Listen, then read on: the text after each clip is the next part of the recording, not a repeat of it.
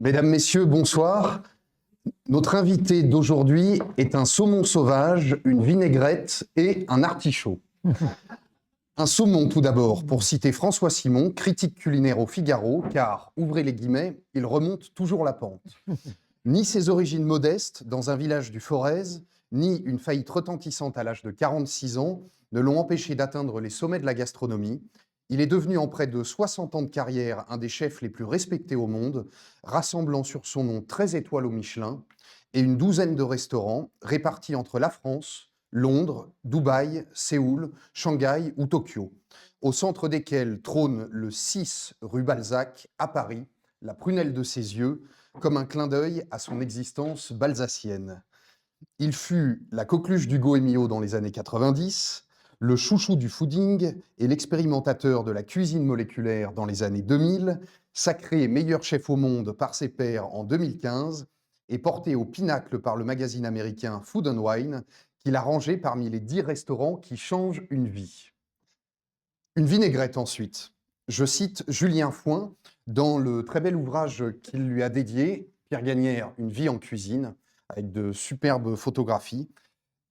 Il suffit, ouvrez les guillemets, de voir son débit de parole, son pas vif, pour savoir que c'est un homme qui a besoin d'être remué comme une bonne vinaigrette afin d'éviter de se figer dans le creux du saladier.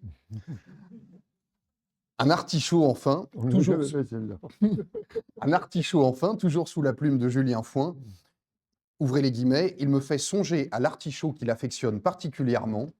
On va l'effeuiller délicatement pour arriver au centre, et une fois que l'on atteint ce cœur tendre et savoureux, caché sous la couche dufteuse qui le protège, qu'on le déguste avec précision, on réalise que c'est loin d'être terminé. Et puisqu'il aime lui-même à citer cette phrase de Goethe, je vais le citer, lui citant Goethe. Le génie, c'est de durer. Je ne suis pas un génie, mais je dure. Cher Pierre Gagnère, bonsoir. Bonsoir. Merci infiniment d'avoir accepté notre invitation. Après les honneurs, je vous propose ce portrait en petites touches, comme pour servir d'amuse-bouche. Et vous pouvez me dire si les informations que j'ai récoltées en préparant cet entretien sont vérifiées. Vous êtes un gaucher contrarié. Tout à fait. Vous avez failli servir sur le paquebot France, mais votre mère a savonné votre candidature. Oui, je peux l'expliquer quand même. J'ai fait mon service militaire dans la marine, donc c'était en 70, et le bateau, nous rentrions d'un long périple dans les Caraïbes, et c'était dans le détroit de Gibraltar, et le bateau a été sabordé par un pétrolier russe qui était équipé de brise-glace. Donc le bateau était coupé en deux, il y a eu des morts, voilà. Et donc, effectivement, j'aurais pu rester puisque cette nuit-là, c'est pas moi qui faisais le pain, mais c'était mon copain. Donc ma mère, un peu traumatisée, a répondu à ma place, le français ira pas. Et j'en ai beaucoup voulu parce que c'est ça le destin d'ailleurs, hein. Parce que d'abord, j'aurais pu rester, mais enfin bon, on a tous dans notre vie des moments où on se dit « Oh, j'en ai réchappé ». Là, en l'occurrence, qui m'a quand même pas traumatisé, mais beaucoup marqué.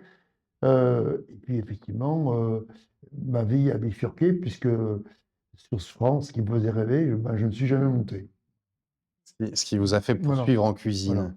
Vous avez vécu 2 ans à San Francisco? Non, c'est faux. Ça, c'est faux. Ça, Ah c'est bon, faux. d'accord. Je croyais, suite à votre... Non, j'ai traîné à San Francisco pour travailler. Et puis, la famille m'a rappelé. C'était un faux départ dans ce restaurant familial près de Saint-Étienne. Donc, après, le fil était coupé. Je ne suis pas reparti aux États-Unis. Mais j'étais parti pour y rester, effectivement. Voilà. D'accord. J'ai lu que vous adoriez l'amertume au point de manger des écorces crues de pamplemousse. Enfin, oui, enfin, plus maintenant. J'ai consommé beaucoup pas de pamplemousse, n'exagérons pas, mais d'orange, lorsque j'ai eu cette période très, très douloureuse à Saint-Étienne où effectivement, à la fois, j'avais déjà la reconnaissance des guides, j'avais déjà 3 étoiles, et puis, c'était un peu le Titanic, quoi. J'ai senti que j'allais dans le mur. que cette ville n'était pas adaptée à ce que je faisais. J'avais créé quelque chose d'assez unique, mais qui était tout à fait déconnecté de cette cité. Il manquait un hôtel. Enfin, je ne veux pas m'étendre trop là-dessus, mais donc c'était la période où j'étais incapable de me nourrir correctement. Et je mangeais des oranges. Et effectivement, ça me vaut d'ailleurs un ulcère un peu chronique d'ailleurs, que j'ai mangé des oranges. Je mangeais des oranges, voilà. Cette impression d'être en sursis, quoi. Comme quand on est en apnée, on se dit qu'est-ce qui va se passer? On retient son souffle et on sait bien, retenir son souffle, c'est pas bon, pas terrible. C'est intéressant, ça signifie que votre alimentation répond à votre humeur et donc j'imagine que votre cuisine dépend aussi de votre humeur du moment. Mais peut-être qu'on aura l'occasion d'en reparler Oui, oui. dans la suite de la conversation. Je me suis noté comme point de détail pour cette entrée en matière, par ailleurs, que vous aviez débuté une carrière d'acteur aux côtés de Juliette Binoche et Benoît Magimel. Non, ça c'est un petit cadeau, c'est un petit cadeau c'est un J'ai- petit cadeau du metteur en scène. Hein. Ça dure 3 minutes. Pour Voilà. La Passion de Dodin Oui, Bouffant, et j'ai le texte. où vous étiez conseiller culinaire en Ah ça oui, réalité. complètement. Ça complètement, Vous de A avez, à Z. vous avez- Et on a eu, quand même, le film a obtenu le prix de la mise en scène. Le succès du film a été très moyen en France, parce que pour des raisons, une femme en cuisine, c'est pas terrible. Enfin, il y a eu une espèce de campagne de presse un peu gauchisante. Voilà, c'est pas bien, les femmes en cuisine, enfin, le truc à la con. Et alors que le film a eu un gros succès aux États-Unis, en Asie, et il a obtenu effectivement le prix de la mise en scène. Moi, j'y peux rien. Ce que je peux, c'est qu'on a tous les plats. Je sais pas si ce film, vraiment, voyez-le, si possible sur grand écran. C'est une ode à notre culture, à notre langue, à la nature, au travail bien fait. Euh, les lumières sont extraordinaires. Voilà, donc c'est un très beau film avec de la nourriture qui est absolument vraie. Voilà, donc il n'y a pas il y a pas de trucage. Tout ce qui est porté à l'écran a été vraiment cuisiné par moi et un de mes chefs. Ouais. Et ce film a représenté la France aux Oscars, je Voilà, crois. voilà, Et puis, je m'étais noté encore que vous avez séduit votre femme avec un homard au meursault, absolument. que Pas mal, non? que vous n'aimez pas le foie de veau. J'aime pas le foie de veau en tranche. Entier, oui. Ah, entier, d'accord. Ça c'est les bizarreries d'air des, des, des, des goûts des gens. Voilà, moi, le foie de veau, je peux pas le manger en tranche. Mais entier, oui, pas de problème. Et puis que vous arrondissez parfois votre sauce tomate avec du ketchup. Pendant le confinement, oui. Alors, vous avez dit cette phrase étonnante, je n'aime pas regarder les gens manger. Manger est pour moi en soi un acte un peu vulgaire. Est-ce que ça n'est pas dérangeant quand on est Non, cuisinier? c'est pas vulgaire. Je trouve que c'est très intime, la nourriture. Voilà. Euh, voilà. Mais j'ai pas envie de développer. D'accord. Non, pourquoi j'ai pas envie de développer? Parce que j'y ai pas réfléchi. Oui. Donc, Moi, ça me... on va quand même pas se pencher là-dessus pendant 3 heures. Hein. Oh bah, et puis on a de la matière. Alors j'ai beaucoup de questions, j'ai des questions qui ont trait au métier de chef. Je pense que je vais commencer par celles-ci, qui ont trait à votre parcours, auquel on a commencé à faire allusion pour l'instant sur comment est-ce qu'on construit un plat, la cuisine moléculaire, enfin bref, il y a beaucoup de questions. Tout d'abord, pour parler du métier de chef, je voudrais savoir, la question est un peu générale, mais est-ce que vous seriez capable de mettre le doigt sur ce qui caractérise un grand chef? Quelles sont les qualités qu'on attend de lui? Alors, les qualités, d'abord, C'est un peu compliqué parce que précisons. vous êtes jugé parti, mais Non, non, enfin, précisons. Il y a le chef d'une cuisine, mettons d'un restaurant gastronomique. Il y a le chef d'un grand hôtel. C'est déjà plus le même métier. Et puis après, c'est ce que je suis, le chef propriétaire qui a plusieurs casquettes.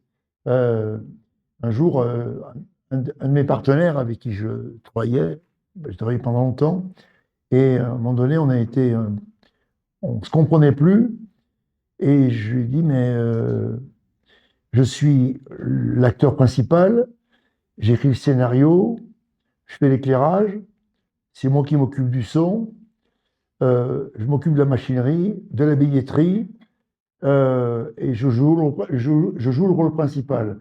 Donc, c'est plein de casquettes. C'est-à-dire que c'est la casquette et c'est une des raisons aussi pour laquelle j'ai pris cette décision à Saint-Étienne qui ne m'a pas été dictée par parce que les banques notamment, étaient toutes à peu prêtes à m'aider à passer ce cap très compliqué, mais je l'ai refusé. Pourquoi? Je l'ai refusé parce que je me fais je me fais une très haute idée de mon métier. Euh, J'y ai trouvé un vrai moyen d'expression, mais pour que ce moyen d'expression soit, soit vécu de façon authentique, sincère et, et forte, euh, il, il faut avoir un public et il faut le faire sans compromis. Donc j'ai pris le risque effectivement de me saborder pour, pour ne pas perdre mon identité et mon âme. Donc effectivement, j'ai réussi enfin, on n'a jamais réussi son coup, hein, et demain il peut m'arriver un problème quelconque qui peut mettre tout mon système à plat.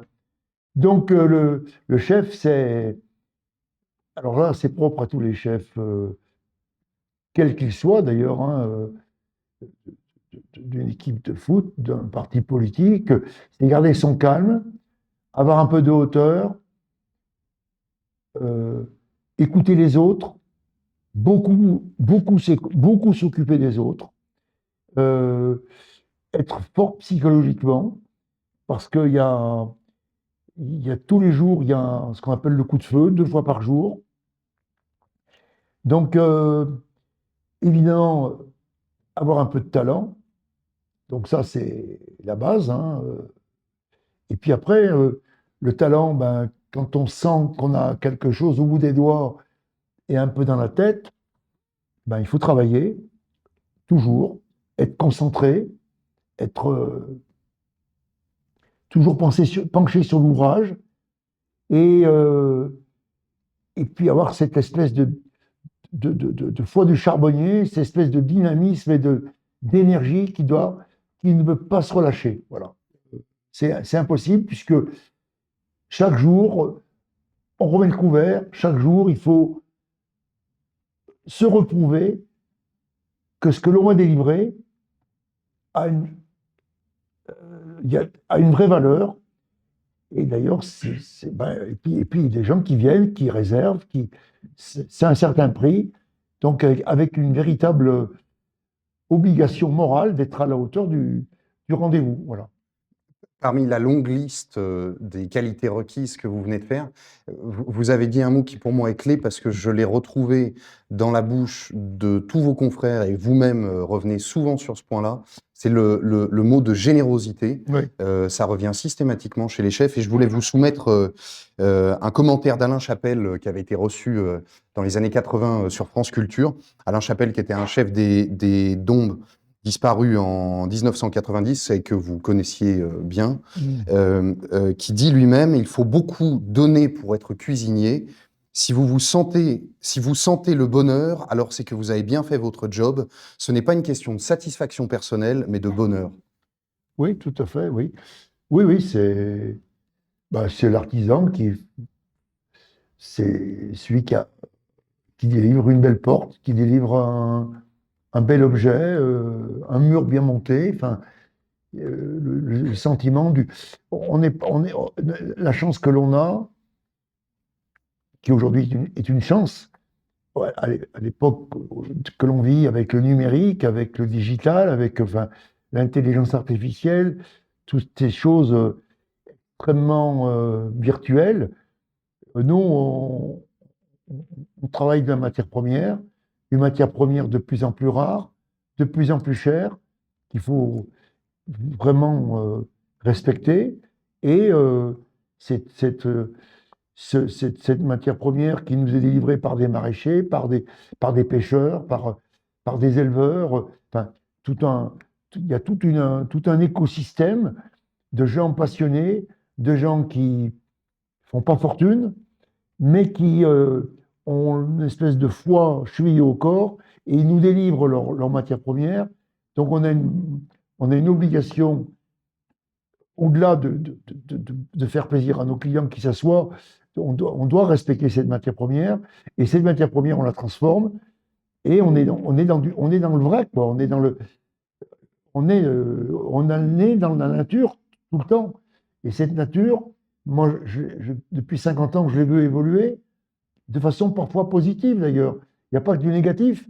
Le positif, vous voyez bien sur les marchés, aujourd'hui, il y a 5-6 variétés de pommes de terre, il y a 4-5 variétés de pommes, de poires, de raisins, de fraises, et puis il y a des choses qui sont un peu écroulées. Le poisson, moi je me souviens, au début de ma carrière, un turbo, il pouvait faire jusqu'à 12 kilos.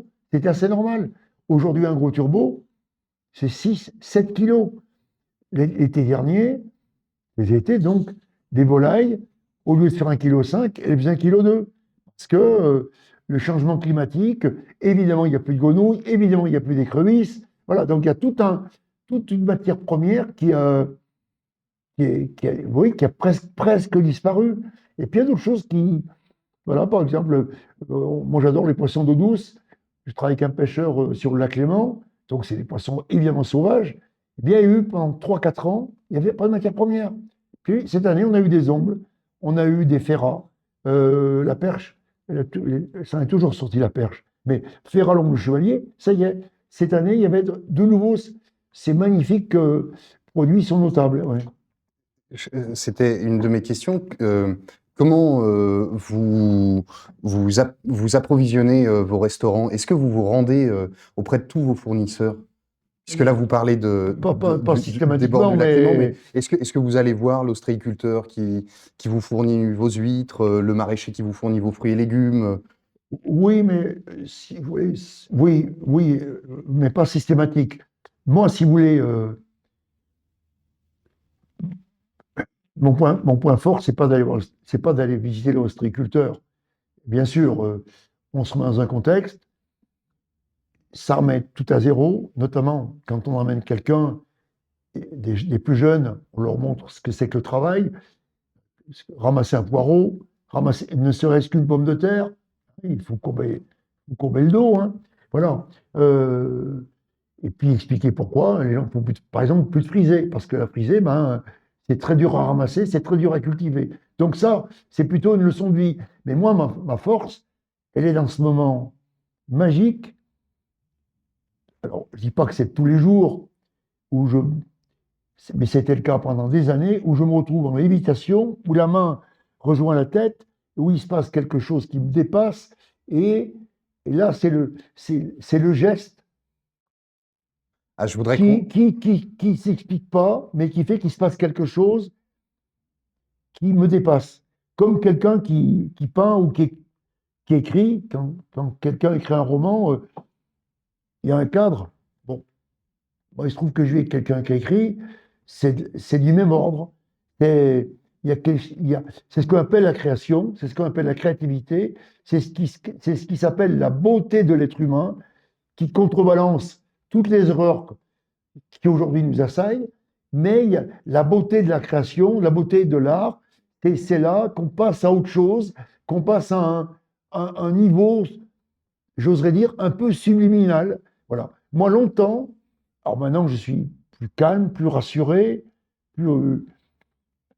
parce que il y a des choses que j'ai compris, que j'ai intégrées, mais longtemps, pour moi, c'était une espèce de thérapie, la cuisine. C'était les gens qui m'entouraient, par exemple, je pouvais pas leur donner des ordres. Je pouvais juste leur transmettre mon enthousiasme, leur envie, et l'envie de leur dire, allez, faites, soyez précis dans votre geste. Mais je ne pouvais pas leur donner des consignes précises, puisque moi-même, je ne savais pas où j'allais.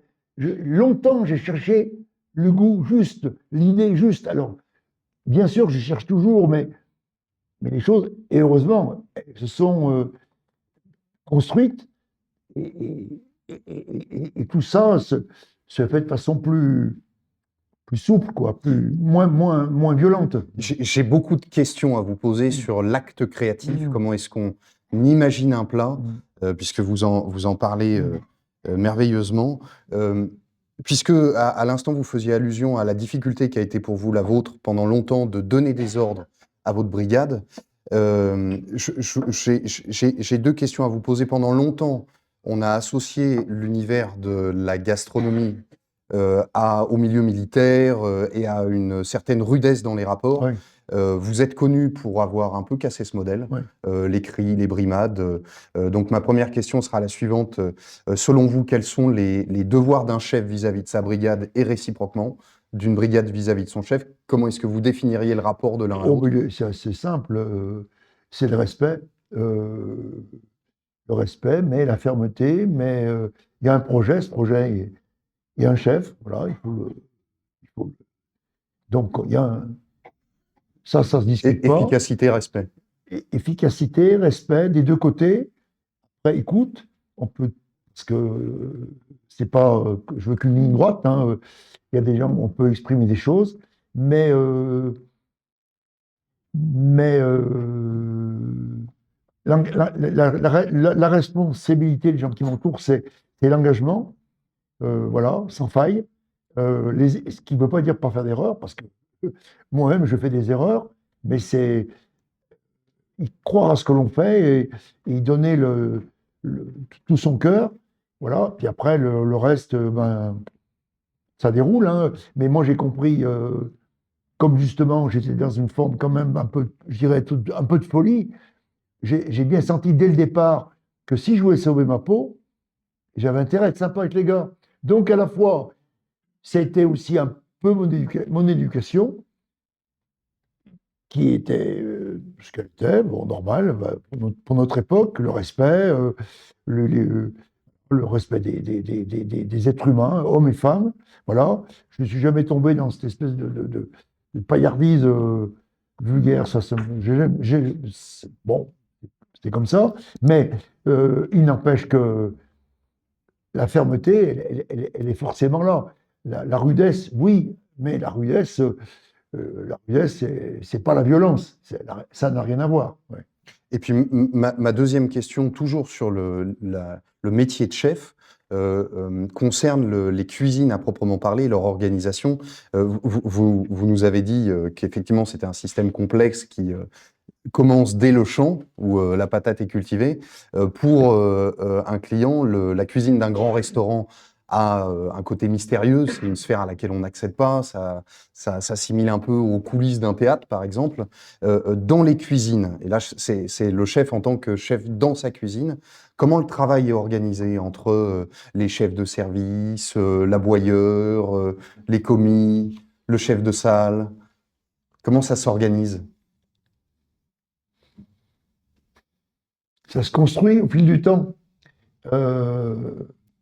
Aujourd'hui, moi, mon chef historique m'a quitté il y a 3 ans. Il est resté à mes côtés 43 ans. Son second, qui était devenu chef depuis quelques années déjà, est avec moi depuis 28 ans.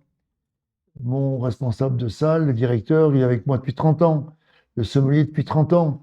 Donc j'ai une espèce de garde rapprochée euh, qui ont d'ailleurs comme consigne de ne pas se prendre au sérieux et de ne pas prendre pour des qualifs.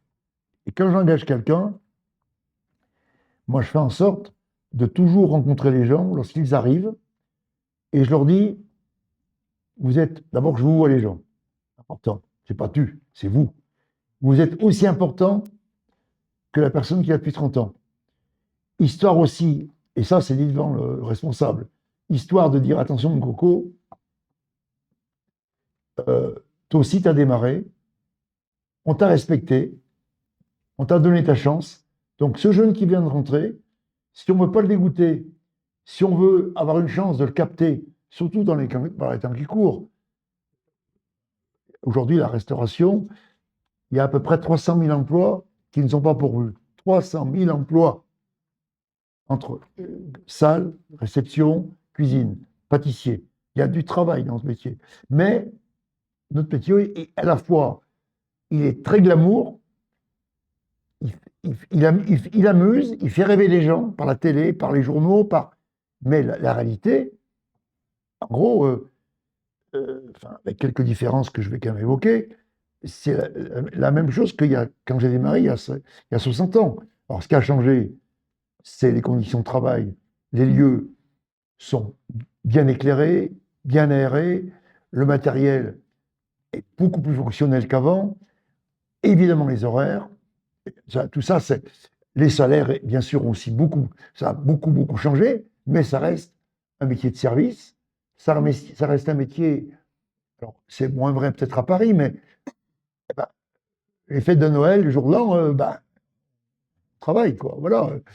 Voilà, donc il y a des gens qui supportent pas ça, il y a des gens, et aujourd'hui, malheureusement, notre métier, les gens ont du mal à s'engager sur du long terme. Moi, je vois bien dans nos différents restaurants, j'ai pas trop de problèmes aux 3 étoiles, mais les autres restaurants, c'est très compliqué.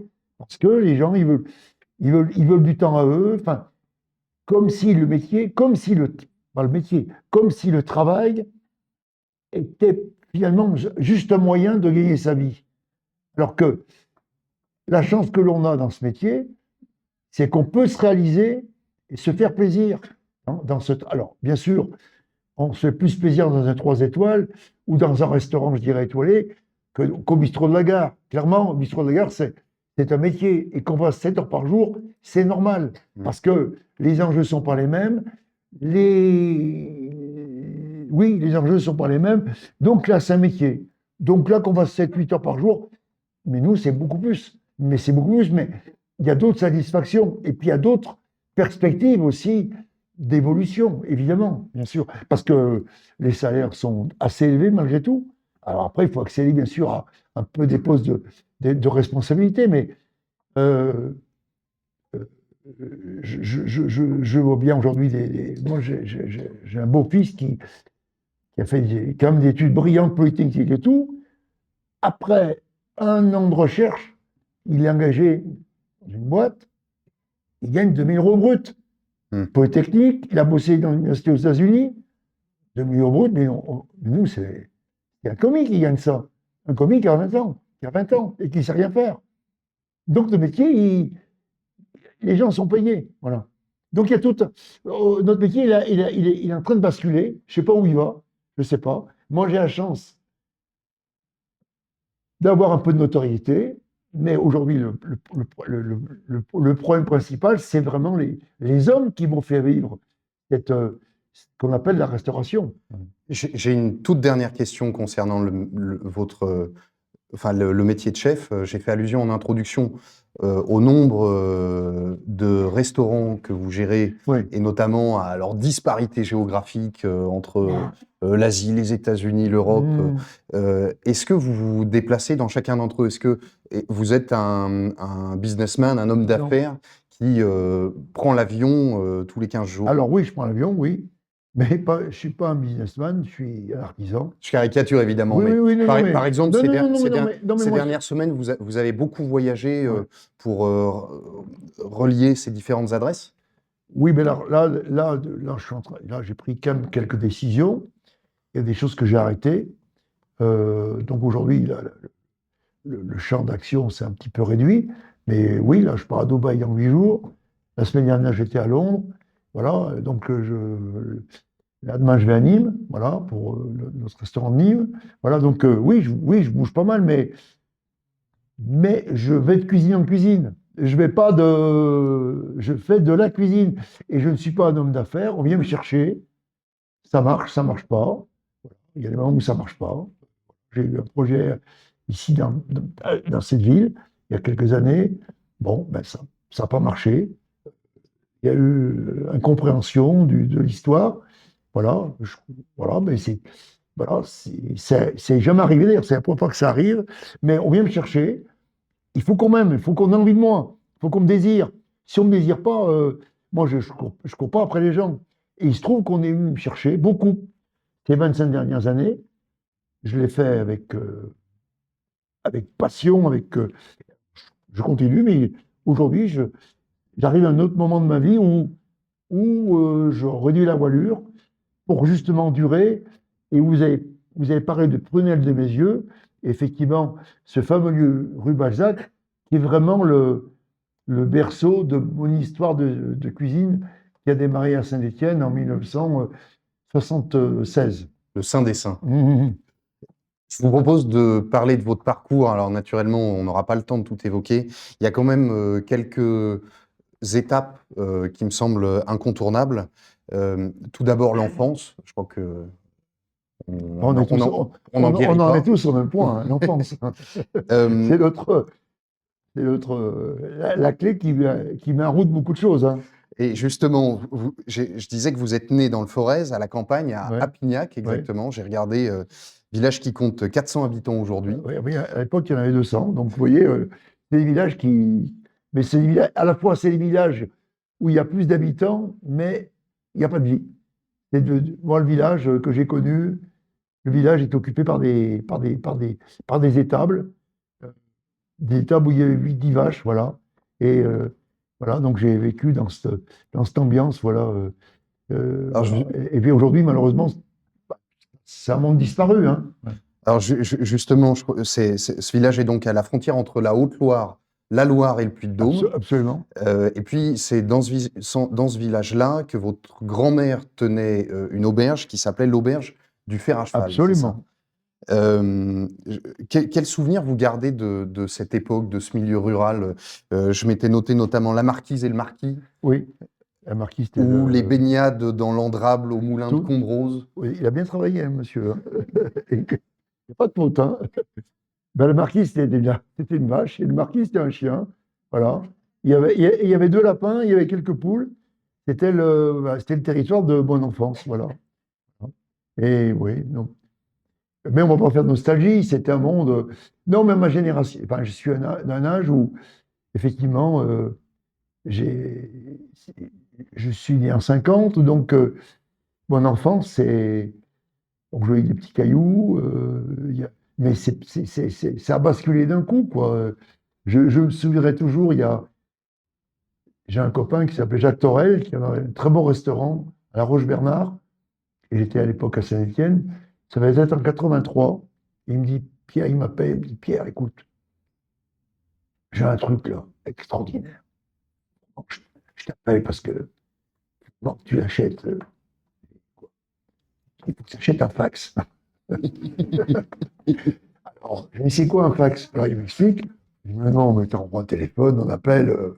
Effectivement, le fax s'est révélé très utile parce qu'on recevait effectivement le soir la marée et puis on pouvait envoyer un petit mot et ça repartait et sans déranger personne. Le pêcheur avait notre commande. Voilà, donc aujourd'hui, on est passé du fax à, vous voyez, bon, ce qu'on connaît. Hein. Oui. Alors effectivement, vous avez traversé toutes les bouleversements de la technique et Oui. les évolutions des goûts. Oui. Après avoir travaillé un temps dans le restaurant de vos parents, Jamais. le Clos Fleury, non? Oui, oui, mon père avait un restaurant. Donc, ils ont un restaurant. Donc, après, à Pinac, ils ont acheté ce lieu en 56. Mais j'ai jamais travaillé avec mon père. Je suis revenu juste pour m'engueuler avec lui. Et prendre la relève. Prendre la relève, mais la relève qui ne s'est pas faite. Voilà, c'est un sujet, à mon avis, éminemment important, qui me préoccupe aussi beaucoup. C'est la transmission, qu'elle soit dans un métier et puis aussi dans une entreprise.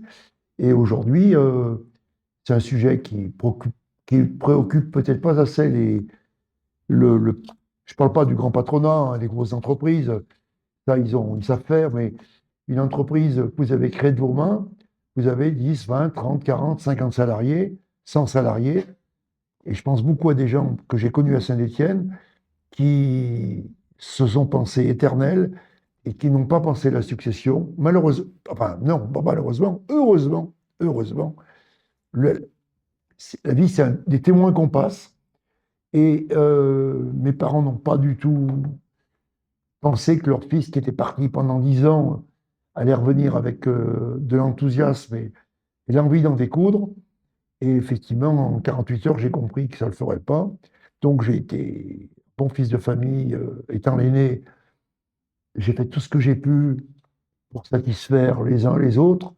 Et puis un jour, c'est comme quand j'ai quitté cette fameuse histoire de Saint-Étienne, c'est parti des 3-4 moments de ma vie importants où j'ai pris des décisions. Je me suis dit non, là, faut que tu partes parce que là, tu vas crever. Et donc, je suis parti. C'était un drame familial dont on ne s'est jamais remis, ni les uns ni les autres. Voilà. Vous avez, ouv- Mais qui était absolument nécessaire. vous avez ouvert un restaurant à Saint-Étienne, rue Voilà, Georges Tessier. alors, la plus grosse erreur que j'ai faite, c'est qu'en doute, j'aurais dû quitter cette ville. Et pourtant, cette ville, j'adore cette ville. J'ai un lien très particulier avec la ville. Euh, vos débuts en cuisine ont succédé à un mouvement qui est très connu des gastronomes, qui était le mouvement de la nouvelle cuisine, qui était porté par les critiques Henri Gault et Christian Millot. C'était un mouvement, pour expliquer ceux qui en ignorent la nature, qui visait à moderniser la cuisine française traditionnelle, et notamment à moderniser le code d'Escoffier. Ouais, oui, mais surtout, euh, c'est c'est les premiers qui ont écrit la cuisine. Et moi, j'en ai beaucoup bénéficié avec Michel Brasse, Rollinger, Marc Vera et quelques autres. Euh, c'était la cuisine des années 60. C'était une cuisine pataude, répétitive, qui pouvait être bonne, parfois très bonne, mais qui, dans tous les cas, était vraiment ancrée dans les années 50, quoi. Il y a que voir des livres de cuisine de l'époque, d'ailleurs, hein. Et ces gens, ils sont arrivés, c'était les années 60-80, 75, 80, les 30 Glorieuses, les années Giscard, tout le monde gagne sa vie, c'est l'abondance, et ces gens, ils écrivent la cuisine, ils ont des chroniques à Europe 1, ils ont un journal, ils ont un guide que les gens s'arrachent, et le fait de mettre des mots, de mettre des notes, des tocs, voilà, donc il se passe quelque chose qui fait que subitement, la cuisine et les cuisiniers deviennent plus intelligents et pour le coup créatifs. Il y a aussi, il faut le dire, cette ouverture sur le Japon, qui fait que les gens comme Trois-Roues, comme Bocuse, comme Berlin, comme Chapelle, vont au Japon et reviennent tout à fait ébahis par, par l'élégance de cette cuisine, par la vaisselle, la délicatesse, par ce qu'on appelle le kaiseki. Voilà. Donc, donc tout ça, ça crée une espèce d'émulation qui fait basculer la cuisine dans autre chose. Plus de finesse, moins de lourdeur, moins de beurre, moins de crème. Oui. Voilà. Mais surtout, c'est écrit. Et le fait de l'écrire, moi, il y a eu un papier qui est écrit sur mon travail en 78 par un type qui s'appelait Jean-François Habert. Et dans Lyon Poche. Oh, mais moi, ce mot m'a éclairé, quoi. Il a Alors, décrit un plat, oui. enfin, oui, oui, effectivement, Jean-François Habert, critique lyonnais, qui avait salué votre pochette de Saint-Pierre au poivron doux, quand vous aviez 28 ans, je crois, à l'époque, et qui a reconnu en vous un créateur. Vous avez commencé à en parler, mais m'a fait m'interroger sur le rapport que vous avez pu entretenir tout au long de votre carrière avec la critique gastronomique, si parfois il y a eu des hauts et des bas, si... Alors, moi, non, j'ai jamais entretenu de relation. Moi, chacun son boulot. Moi, je suis sur la piste. J'ai un dossard. Donc, eux font leur travail, moi, je fais mon travail. Alors, après, j'ai compris qu'il fallait les séduire. Voilà. Et quand vous êtes à Saint-Étienne, qu'effectivement, il y a 2 trains par jour, un aller, un retour de Paris, hein, voilà. Et ça continue, hein, ça n'a pas changé, hein. On n'est pas à Aix-en-Provence, hein. Et, et que vous avez un type qui descend, comme Go, comme Millot, comme Claude Lebel de l'Express, enfin, quelques personnes importantes, vous dites, je joue, vous sentez confusément que vous jouez un peu, pas votre carrière, mais vous jouez gros, quoi. Si le type est hyper content, il va parler de vous, quoi. Et moi, il y a eu quelques rendez-vous comme ça, j'ai tout donné, je pouvais tomber, mais je suis, j'ai, pendant ces heures où cette personne était chez nous et je savais que je la reverrais peut-être pas tout de suite, peut-être jamais, il fallait que, que je montre ce que je savais faire et ce que je pouvais faire. Et ça a marché. Donc, du coup, moi, j'ai pas eu de problème avec les critiques. Mais de connivence, jamais. Moi, je vois les confrères, ils sont préoccupés. Alors, je vois, il y a des sites qui permettent de repérer les inspecteurs du Michelin. Il y a des... Ah oui, oui, oui, il y a un type qui a créé un algorithme et il vous prévient. C'est-à-dire qu'il les piste. Ah non, ils ont par des regroupements voilà, avec la technologie bon, d'aujourd'hui, on peut savoir que ce soir, à tel endroit, mange un inspecteur. Attendez, c'est déjà assez stressant ce boulot. Si en plus, on sait que le loup est dans la bergerie, c'est pas possible, quoi. Alors moi, je refuse tout ça, quoi. Moi, je fais mon truc, voilà, et puis on fait au mieux, quoi, tous les jours. Alors, j'ai relu pour cet entretien l'article de Goemio Ouais. qui a servi de manifeste à cette nouvelle cuisine Ouais. qu'on évoquait à l'instant. C'est vrai qu'il y a il y a 10 commandements dans cet article. Et parmi ces 10 commandements, il y a certains d'entre eux aujourd'hui semblent tomber sous le sens. On peut citer entre autres: tu ne cuiras pas trop, tu allégeras ta carte, tu élimineras les sauces riches, tu éviteras les marinades et les faisandages, tu ne truqueras pas tes présentations. Mais je voulais quand même savoir, parce que souvent on parle de la nouvelle cuisine, et résultat, moins de la cuisine traditionnelle antérieure. Dans ce même article, Goemio se moque de cette cuisine-là en parlant notamment des gastronomes qui se régalaient des bécasses pourries. Il n'y a rien à sauver de cette cuisine. Mais si, mais vous savez bien, ça c'est comme le reste, c'est une roue qui tourne.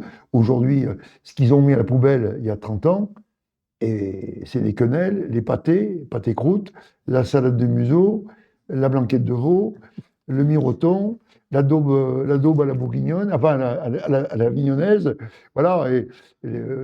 Donc aujourd'hui, il y a un retour à ce d'ailleurs classicisme rustique, qui d'ailleurs moi, me fait sourire, parce que, alors pour le coup, ça c'est tout, c'est le problème d'abord, c'est le problème de la presse, c'est le problème des médias, et c'est le problème des gens qui érigent en vérité leur propre, pour des raisons d'ailleurs parfois un peu commerciales, même parfois très commerciales, ils érigent en règle. Non, la cuisine, elle est multiple. On peut se régaler d'un très bon croque-monsieur, d'une salade de homard, d'une- d'un petit morceau de veau cuit comme 5 minutes avec un petit filet d'huile d'olive, d'une salade de tomate. Donc, le bonheur de la nourriture, c'est la variété, effectivement. Ce qui était aussi très dangereux, et moi j'étais pas un émule, parce que j'aime plus le chimisme que la chimie. J'étais très lié pendant pas mal d'années avec Carikis, qui est un ami, mais je n'ai jamais été quelqu'un qui a fait de la cuisine Ah moléculaire. oui, on vous associe à tort à ça. Mais Et jamais, ça, jamais. ça, il faudra absolument Non, mais je me suis un peu fait avoir par Avétis parce il avait besoin un peu de quelqu'un qui soit un peu crédible. Mais ça empêche qu'on est Bon, copains. ceci dit, les expériences étaient fascinantes. Mais ceci dit, on peut Et en ça a parler. été génial, cette cuisine. On peut en parler maintenant, même si c'est un peu ultérieur. Je voulais Ouais, parler de votre faillite en 96, ouais, mais c'est pas grave, on va parler de la ouais, cuisine moléculaire. Effectivement, à compter de 2001, vous débutez une correspondance qui durera une quinzaine une d'années quinzaine d'années, oui.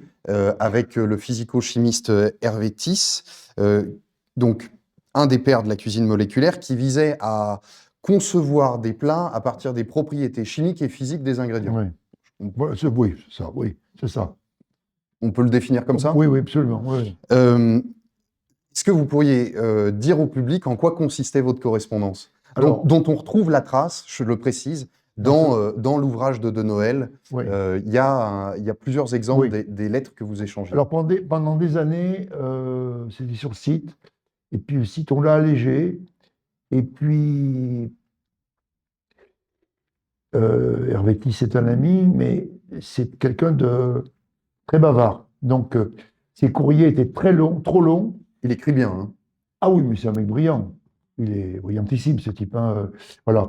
Donc, ça a disparu du site. Mais dans ce livre, effectivement, je tenais à ce qu'il y ait quelques lettres, qui d'ailleurs ont été un peu aussi raccourcies. Mais en gros, c'était une intention scientifique, et que je devais traduire, que j'ai traduit par une idée artistique. Voilà. Donc, c'était les Wurtz, c'était le cristal de vent, c'était le gypse, c'était le Presley. Voilà. Alors, il y a des choses qui n'ont pas survécu autant, mais il y a quand même des choses qui aujourd'hui font partie de l'étagère sur laquelle il y a, comme les épices, comme le sel, le poivre, voilà, ou le safran les condiments, quelques idées qui aujourd'hui sont bien ancrées dans notre travail. Voilà. Et de toute façon, moi, ce qui m'intéressait, moi qui n'ai pas fait d'études, c'est que, c'est ce que je dis est bien banal, mais plus on vieillit, moins on sait, et surtout moins on sait quand on a commencé à travailler à 14 ans. Donc, se faire remuer le cerveau, réfléchir, pas tout comprendre, mais remettre en question un peu sa pratique, c'est passionnant. Et puis, c'est aussi très utile pour les écoles hôtelières parce qu'il y a un tas de principes. Par exemple, vous voyez, un truc tout bête, mais tous les bouquins de cuisine disent salé poivré. Bon, Chris m'a dit, mais c'était l'objet d'un texte d'ailleurs. Le poivre, c'est un produit vivant comme le thé. Donc le poivre, on l'utilise à la fin. Le poivre, alors voilà, c'est partie des produits aujourd'hui qu'on ne trouvait pas il y a 30 ans. On dit chéri, Malabar, Sarawak, Madagascar.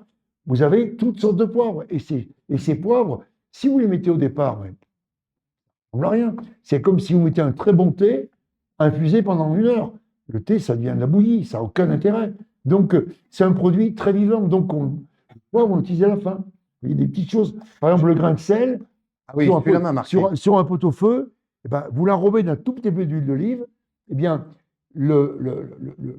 cette petite goutte d'huile d'olive va enfermer le grain de sel, ce qui fait que quand vous mettez sur votre pot-au-feu, vous mettez vos grains de sel, ben, le grain de sel, vous allez le retrouver sur la bouche, parce qu'il n'aura pas fondu. Voilà. Donc, et puis après, il y a des choses plus scientifiques qui servent à rien, mais qui servent quand même. Quand vous cuisez un gnocchi, le gnocchi, quand il est cru, il est en haut. Non, pardon, il est en bas. Et puis, quand il est cuit, il remonte. Oui. Et il explique pourquoi il remonte. Voilà. Alors, Puis il y avait aussi voilà. comment faire 1 m3 de blanc de neige à mais partir ça, c'est plutôt d'un gag, ça. Ouais. Oui, mais c'est intéressant. Ah. Par exemple, les légumes verts. La pratique dit ne surtout pas couvrir une casserole dont vous faites cuire un légume vert. Donc, c'est une déperdition d'énergie et il s'avère que c'est faux. Alors, lui, ça lui a pris 3 ans pour comprendre que c'était faux. Parce que c'est un vrai scientifique. Donc, Oui, il a des gamins qui, pendant 3 ans, disent voilà. Et donc, on gagne de l'énergie et on cuit plus vite. Voilà. On peut préciser qu'il est professeur au Collège de France. Ah oui, absolument. Oui. Je voudrais justement lire une des lettres qu'il vous a adressées, parce que son propos m'a beaucoup intéressé. J'étais curieux de savoir. Enfin, je suis curieux de vous entendre le commenter. Donc, Hervétis écrit « Je ne comprends pas pourquoi, mais la théorie culinaire en est restée à cette phrase de Kurnonski, qui était une figure de l'entre-deux-guerres considérée comme le prince des gastronomes, c'est ça ? Oui. On est resté à cette phrase de Kurnonski « Les aliments sont bons quand ils ont le goût de ce qu'ils sont », ce qui est une absurdité. Une pomme n'a pas un goût de la pomme, mais 1000 goûts de pomme, et la pomme cuisinée n'est pas la pomme crue. De surcroît, je demande à l'artiste de me confectionner sa pomme, son faisan, cuisiné par lui et par nul autre, avec une intention esthétique qui lui est propre. Je réclame des styles de pommes ou de faisan. La cuisine est l'art d'apprêter les mets, pas de la simple épicerie. Et il ajoute, assez de ce prétendu respect du produit. D'ailleurs, qui me dira ce que respecter le produit signifie? Je préfère qu'on respecte le mangeur. Est-ce que vous en êtes d'accord? C'est ce qui a scellé notre amitié. Et je croyais que vous alliez dire l'autre phrase. Est-ce que le produit doit être dans son jus? Est-ce qu'on mange un poulet avec les viscères, avec les plumes? Vous voyez? Donc, évidemment, il y a des produits qui méritent peut-être les huîtres, par exemple. Mais encore que les huîtres, on peut les manger chaudes. La Saint-Jacques, effectivement, moi, j'ai appris les premières fois que j'ai vu les Saint-Jacques, c'était en 67. On les mettait dans un espèce de bouillon où elles cuisaient pendant 1 heure. Et c'était dur. Et en plus, après, on les faisait griller. Ouais. Alors que la Saint-Jacques, c'est absolument délicieux. Cru. Voilà. Donc, voilà. Donc, ce qui est intéressant, c'est que ce propos est un peu à contre-courant de l'époque, qui, je caricature aussi, mais a une religion du produit frais, peu transformé. Oui, mais ça, c'est véhiculé par quelques journalistes qui doivent exister. Je ne vais pas citer leur nom, c'est pas la peine. En plus, je m'entends bien avec eux, même si il y en a un ou deux avec qui Surtout un, j'ai vraiment ferraillé, mais, mais, euh, mais il faut bien comprendre que chacun son rôle. Euh, Plus que jamais, il faut faire le buzz. Hein, aujourd'hui, on voit bien ce qui se passe. On a un exemple en ce moment à Davos qui est quand même édifiant, quoi. Hein. Voilà. Donc, il faut faire du bruit, il faut grossir le trait. Voilà. Donc, ben, la gastronomie n'échappe pas à cette boursouflure, elle n'échappe pas à, cette, à ce délire des mots, à cet excès. Et moi, je déteste ça. Je suis, Donc, entre les deux extrêmes, le produit intact et eh le ben, produit chimique eh ben, pur, la juste mesure, le bon sens, le bon sens qui doit conduire nos vies, qu'on soit cuisinier ou plombier. le problème des liens, plutôt le questionnement autour des liens entre la cuisine et les connaissances scientifiques, m'a donné envie de vous soumettre cette phrase tirée du guide culinaire d'Escoffier, donc, qui a plus d'un siècle, qui date de 1903. Escoffier prophétisait en disant: la cuisine, sans cesser d'être un art, deviendra scientifique et devra soumettre ses formules, empiriques trop souvent encore, à une méthode et une précision qui ne laisseront rien au Eh hasard. ben ouais, ben c'est Hervétis, voilà. C'est Hervétis, qui d'ailleurs est assez mal vu en France. Il a un succès considérable en Asie, mais, mais ça c'est le problème un peu de notre culture française. On pense tout savoir.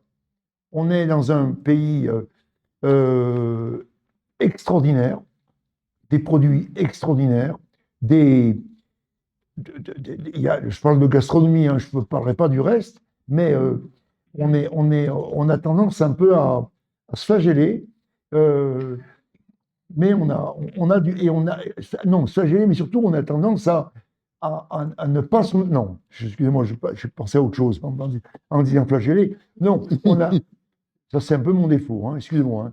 C'est que, non, le défaut, c'est que nous, on pense qu'on sait tout. On a une espèce de suffisance qui fait qu'on se fait parfois dépasser. Et aujourd'hui, la cuisine, comme notre forme d'art d'ailleurs, ou d'autres même d'activités même industrielles, on est un peu dépassé parce que on s'assoit sur nos lauriers. Et moi, c'est ma hantise. Tant que je serai sur le circuit, il n'est pas question que je fasse quoi que ce soit. Alors bien sûr, je ne vais pas me réinventer tous les matins. J'ai un style, j'ai une façon de travailler, malgré moi, j'ai des marottes, mais je passe mon temps à essayer de pousser les murs, à essayer de trouver d'autres idées, d'autres façons de travailler, d'autres façons de... Voilà, et cette époque avec Hervétis, elle a servi aussi à ça. Vous m'offrez une transition parfaite pour parler de la construction d'un plat. Comment est-ce qu'on imagine un plat? Et là, je voudrais vraiment qu'on ouvre au scalpel ce qui se passe dans votre tête au moment où vous réfléchissez à vos menus. Euh, Comment vous procédez intellectuellement? Est-ce que vous pensez d'abord à une saveur? Est-ce que vous pensez d'abord à un produit, à une couleur, au dressage? Est-ce qu'il y a le point de départ? C'est très compliqué d'expliquer ça. C'est très, très, très compliqué. Là, c'est la saison des agrumes. Donc, on travaille comme, c'est pas des jardiniers, c'est des arboriculteurs qui sont dans les Pyrénées-Orientales. Et hier soir, comme chaque année, on reçoit, c'est dommage, j'ai pas les documents là, on reçoit à peu près 20 variétés de citron, enfin, je schématise, hein, citron, pamplemousse, orange. Se décline en sous-produits avec des noms incroyables. Et il y a des choses absolument immangeables, comestibles mais immangeables. Et chaque année, c'est un exercice. Donc hier soir, ça a duré 2 heures. Et j'essaie bien sûr pas reproduire ce qu'on a. Souvent, d'ailleurs, c'est impossible de reproduire, puisque d'abord, parfois, le produit n'est pas le même produit l'année suivante. Et puis surtout, l'état d'esprit dans lequel je suis n'est pas le même. Donc, j'essaie de construire une histoire autour de ces agrumes qui se traduisent dans un dessert. Mais il n'y a pas c'est impossible à expliquer. C'est un Alors, peu tout à la fois. Ça peut être tel ben, produit qui accroche c'est, votre regard. ouais, ouais, c'est un goût, c'est une construction, mais là, c'est un peu extrême, l'histoire des agrumes, peut-être. Il y a des choses peut-être plus simples.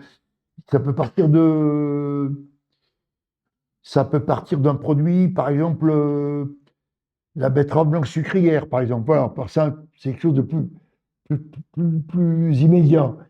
Cette betterave sucrière que je ne connaissais pas il y a 15 ans, et c'est sucré, ça a un goût de betterave, légèrement terreux.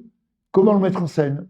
Bon, eh bien, trouver, parce que ce produit, ben, c'est intéressant que les gens découvrent dans notre maison, parce que la ménagère, elle va pas cuisiner ça spontanément, même la passionnée. Puis peut-être qu'elle va pas le trouver. Donc, qu'est-ce qu'on en fait? Donc ça, j'ai réfléchi, on en a fait une glace. On l'a accompagné, là c'est la fin de la saison, mais encore quelques jours puis c'est terminé. Ces très beaux litchis de la Réunion qui en ce moment, ces jours-ci, sont extraordinaires. Et puis un peu d'aloe vera. Et puis là, les poires aussi sont très belles, donc les poires pas peine de les cuire. Quelques petits dés de poire, comices. Donc autour de cette betterave sucrière, un peu crémeuse, plutôt très sucrée, j'amène des textures qui vont se renvoyer, qui vont se parler, et, mais au bout de l'histoire, la reine de ce plat, c'est pas la betterave sucrière, c'est le, c'est le litchi de la Réunion, qui est quelque chose de très, très, très subtil. Et vous, Donc, il s'agit pas alors, pour le coup, on revient à ce que vous disiez sur le goût des produits, ils doivent avoir le goût qu'ils ont. Effectivement, il ne s'agit surtout pas de dénaturer ce litchi. Donc, c'est l'équilibre entre ces 3-4 produits et au bout de l'histoire, les gens disent j'ai mangé du litchi, j'ai pas mangé une glace betterave sucrière.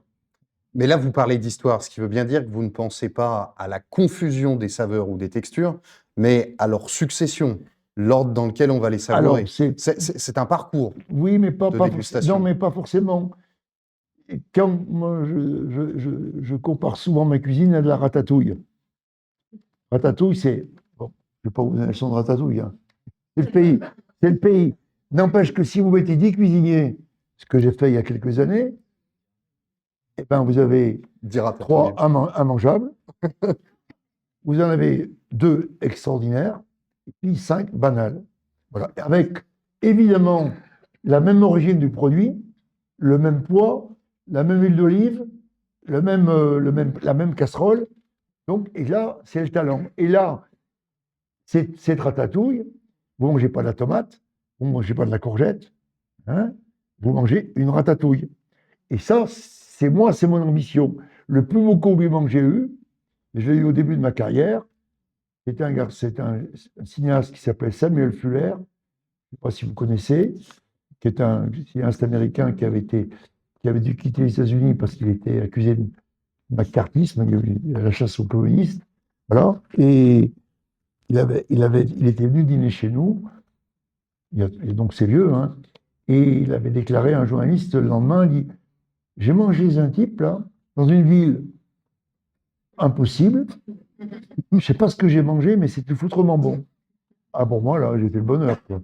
C'était le plus beau compliment qu'on puisse me faire. Et aujourd'hui, c'est encore un peu vrai. Alors, c'est construire un goût qui fait qu'on ne dénature pas la matière première, mais quand même, on mange autre chose. Alors, sur un menu à 10 ou 15 plats, il y a des produits très identifiables. Quand on sert effectivement une tranche de Saint-Jacques cru, alors on l'habille, mais on retrouve la Saint-Jacques cru, effectivement. Vous ne construisez pas vos plats en cuisine, Vous le faites à l'extérieur, je crois, et il vous suffit d'un carnet et un crayon, vous les imaginez. Et j'ai découvert en préparant cet entretien que tous les plats que vous avez imaginés, tous les menus que vous avez servis depuis le début de votre carrière sont entreposés dans 2 grandes armoires dans vos bureaux sur les Champs-Élysées, je crois, c'est ça? Qu'est-ce qu'il y a dans ces... Eh ben, alors, c'est un peu dans ce bouquin, c'est un peu l'histoire de... Alors, ce livre, c'est vraiment un restaurant, hein, C'est le livre de Julien Fouin, voilà, qui a Une démarré, vie en cuisine. voilà. Donc, c'est l'évolution des menus. Donc, avec les autres restaurants, on aurait pu en faire 5 comme ça, hein, voilà.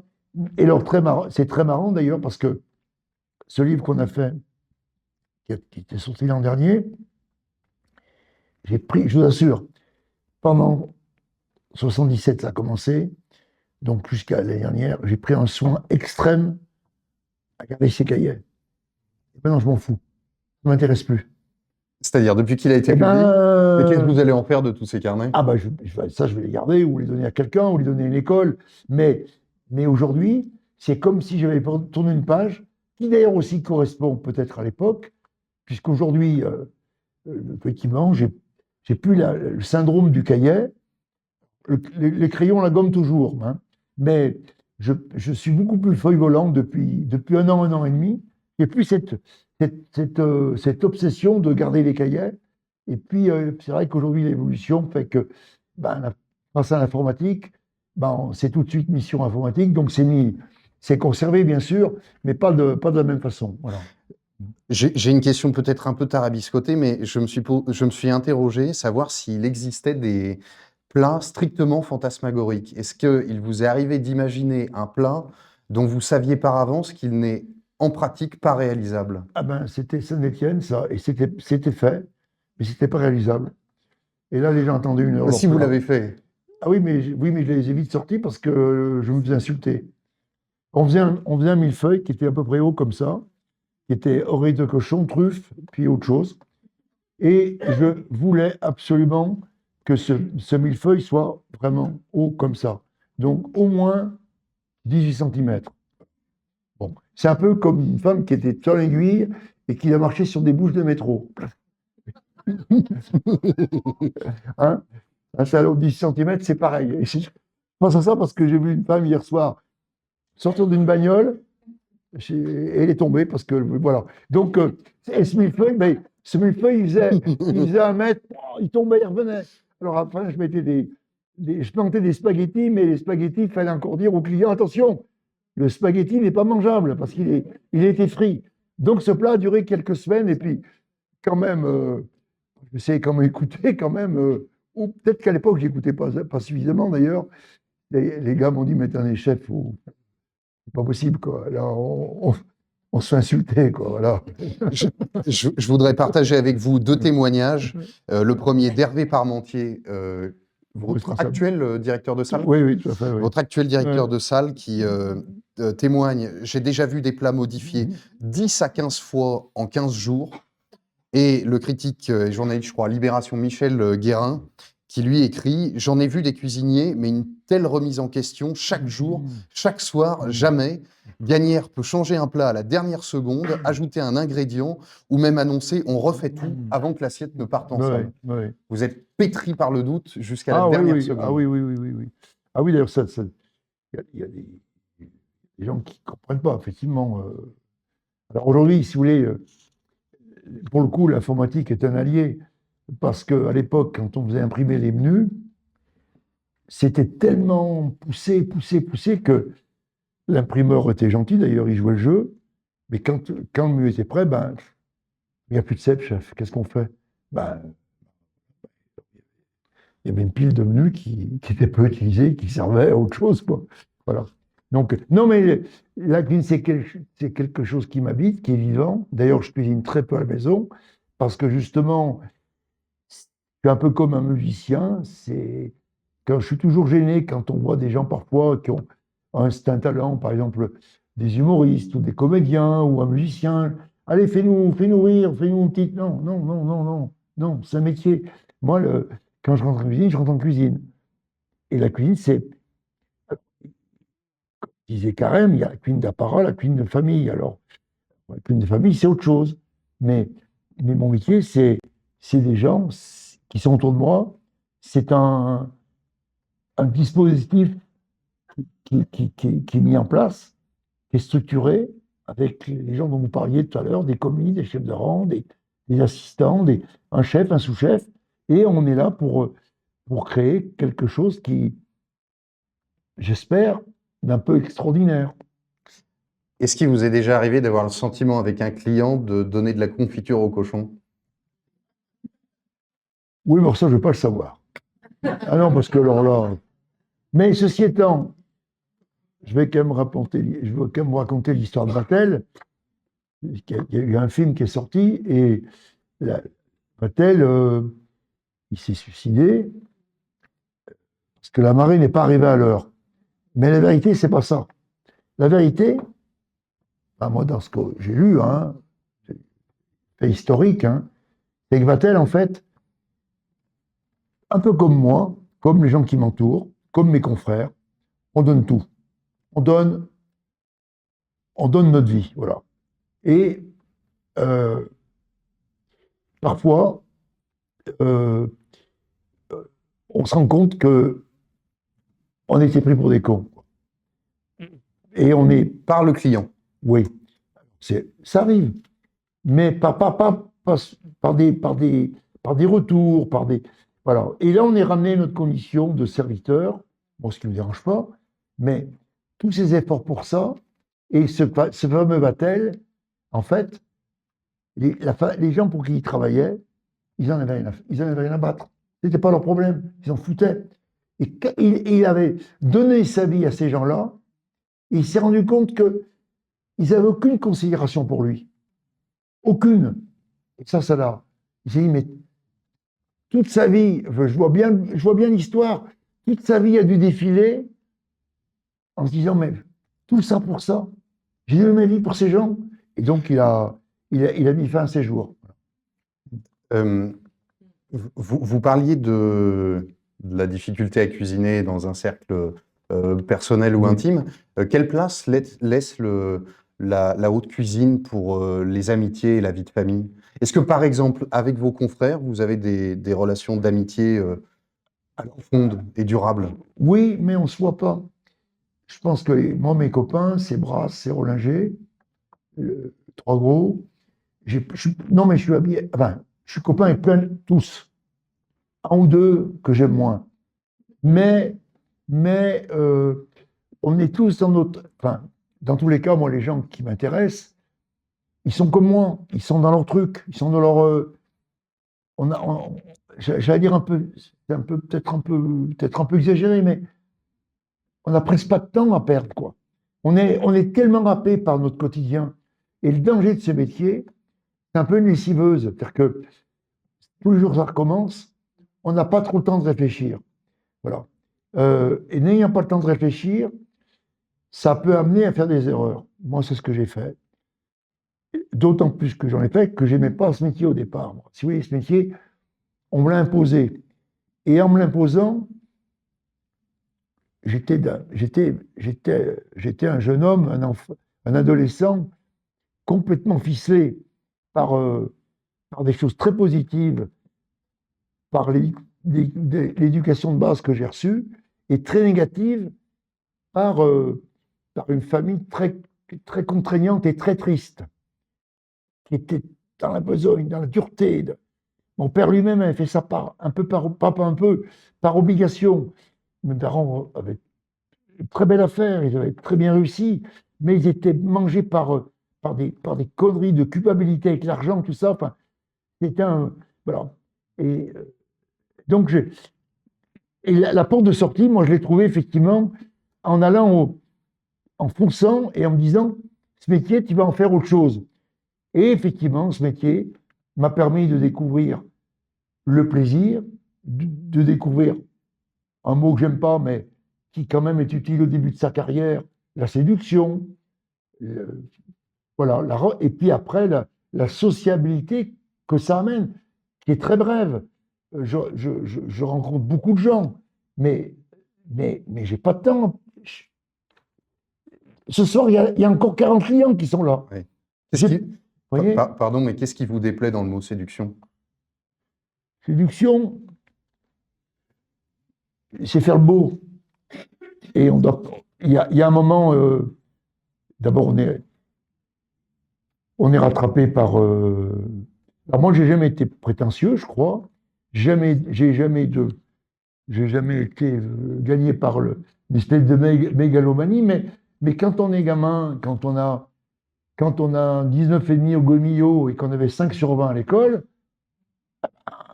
on est quand même content quand même, non? C'est normal. Voilà. Donc, c'est qu'on a séduit. Voilà. Voilà. Alors, dans la liste des chefs que vous avez cités comme vos amis, effectivement, il y a Brasse et Oui. Rollinger qui ont été associés à vous comme les Brassens, Brel et Ferré de la Oui, gastronomie, je oui, crois. oui. Et puis, vous n'avez pas cité Marc Vera, Oui, Marc, c'est autre chose. Marc Vera, c'est parce un. que vous racontez Oui, dans le oui. livre de Noël Alors, une scène invraisemblable sur les bords du lac d'Annecy après votre faillite. d'ailleurs, je lui ai dit, attention Marc, est-ce que tu acceptes que je dise ça?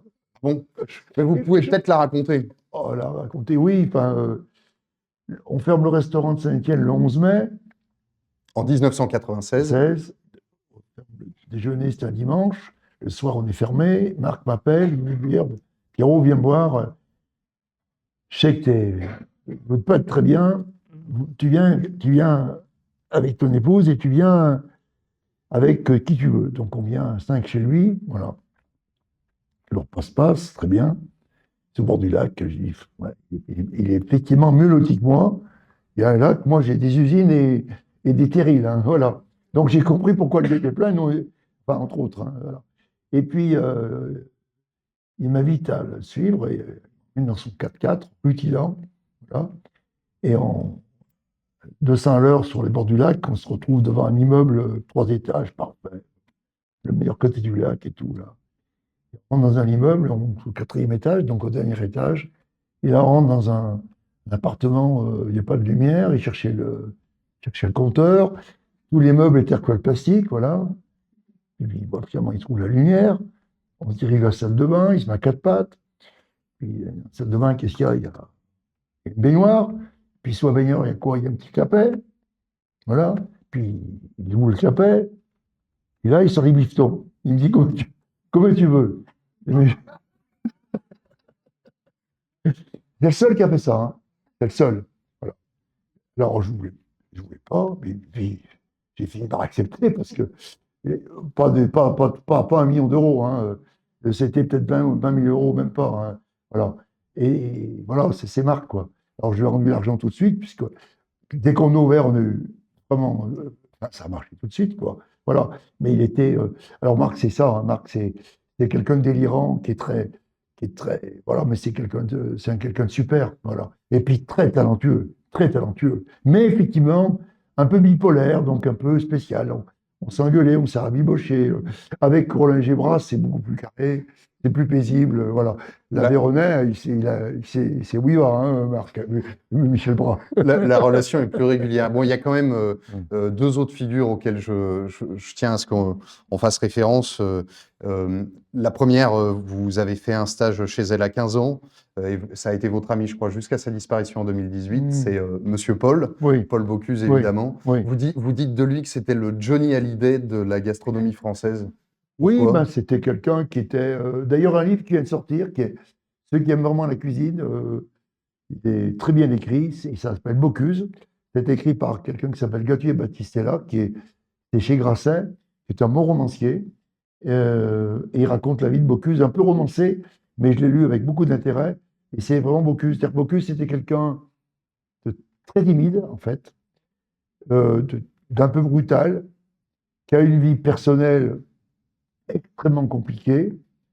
Il a fait souffrir beaucoup de gens, notamment les 3 femmes qui l'ont accompagné, qui étaient vraiment ses compagnes, qui étaient chacun dans une case. Donc, c'est pas mon modèle. Et moi, au départ, j'ai détesté d'ailleurs ce que je ressentais, parce que ça ne correspondait pas du tout aux valeurs qu'on m'avait inculquées enfant. Mais c'était un personnage fascinant. C'était quelqu'un qui avait une présence dingue et qui était qui avait un espèce d'instinct, un peu comme effectivement comme Hallyday ou quelques gens comme ça. Il était très instinctif. Il savait flatter les gens, il savait les humilier, il savait les utiliser.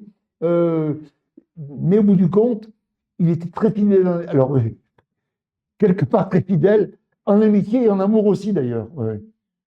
Ah oui, ce qui en fait un portrait Et contrasté. puis ah oui, mais très contrasté, bien sûr. Et puis, quand même, avec son bagou et sa grande gueule, il a sorti les cuisiniers des cuisines. Euh, c'est lui qui a mis son nom sur sa veste. Alors, comme il disait à la fin de sa vie, il disait maintenant, ces petits jeunes, ce serait bien qu'ils y retournent en cuisine. Parce qu'aujourd'hui, c'est effectivement, c'est l'effet inverse. Aujourd'hui, on est dans l'Instagram, dans ce que vous disiez tout à l'heure, dans le glamour. Non, la cuisine, c'est un travail, c'est besogneux, c'est de la routine. Il faut recommencer, recommencer. Parce que la créativité, oui, et d'ailleurs, on n'est pas nombreux à être créatifs. D'ailleurs, ce n'est pas un titre de gloire. Un artisan qui fait parfaitement rôtir un poulet, qui fait parfaitement un joli meuble, un plombier qui fait une soudure parfaite, c'est de l'artisanat. Et ça a aussi une très grande valeur. Alors que moi, des gens comme moi, on est plus dans l'insolite, on est plus dans l'accident. D'ailleurs, je revendique, alors moi aujourd'hui, parce qu'on est beaucoup plus calé, j'ai construit des collaborateurs solides, techniciens, donc les erreurs sont beaucoup moins fréquentes qu'avant, mais je revendique quand même le droit à l'erreur, parce qu'on on change souvent, on essaie de toujours avancer, donc avec parfois le risque d'erreur. Ce n'est pas un plat qu'on reproduit depuis 50 ans. D'ailleurs, vous distinguez le geste technique du geste artistique, Ah ben complètement, évidemment. le cuisinier artiste du cuisinier technicien. Ah, bien évidemment, bien sûr. Oui, oui. J'ai beaucoup aimé le mot que vous avez adressé, Bocuse, lorsque vous avez obtenu votre première 3e étoile au Michelin en 93. Il vous écrit à Saint-Pierre de Saint-Étienne, tu doubles Saint-Bernard de Saulieu, Bernard Loiseau, signé le pape Saint-Paul de Collonges. Non, mais il avait le sens de la formule. Ouais. Et puis l'autre figure dont je souhaitais qu'on parle, c'est Alain Chapelle. Oui. On l'a cité déjà en début d'entretien. Vous dites que vous avez peu souvent l'occasion d'aller dans les restaurants de vos confrères, mais que dans son restaurant à lui, c'est sans doute celui où vous êtes le plus allé. Oui, 3-4 fois, oui. Oui. C'était donc dans les années 75, 76. À Mionnay? À Mionnay, oui. Je ne sais pas si vous connaissez ce monsieur. Ah ouais, c'est marrant, hein, plus personne ne connaît. C'était